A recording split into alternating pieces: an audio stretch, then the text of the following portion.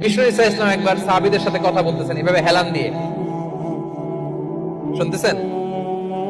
বিশ্বনবী হেলান দিয়ে বলেন, আলা উনাব্বিউকুম বিআকবারিল কাবায়ের, সবচেয়ে বড় কবিরা গুনাহ কোনটা তোমরা জানো নাকি? সাহাবারা বললেন, আপনি সবচাইতে ভালো জানেন ইয়া রাসূলুল্লাহ, আপনি বলেন। বিশ্বনবী বলেন, সবচাইতে বড় কবিরা গুনাহ আল্লাহর সাথে শিরক করা। হেলান দিয়ে। 2 নম্বরে উকুকুল ওয়ালিদাইন, মাতা পিতার অবাধ্য হওয়া। 3 নম্বরটা যখন বলবেন হেলান থেকে উঠলে দিবেন, সিরিয়াস। 3টা কবিরা গুনাহ তোমাদের বলবো না, বলেন। 2টা বলছে হেলান দিয়ে, একটা হচ্ছে আল্লাহর সাথে শিরক করা, 2 নাম্বার হচ্ছে মাতা পিতার অবাধ্য হওয়া। 3 নম্বরটা যখন বলবেন, ওয়াকানা মুত্তাকিয়ান, তিনি হেলান দেওয়া ছিলেন, ফাজালাসা, সিরিয়াস হয়ে বসলেন। এরপরে বললেন, আলা ওয়া কওলু যুর, আলা ওয়া শাহাদাতু যুর, সাবধান, মিথ্যা বলো না, মিথ্যা সাক্ষী দিও না, মিথ্যা সাক্ষী দিও না, মিথ্যা সাক্ষী দিও না। বিষ্ণু নবী বলতেই লাগলেন।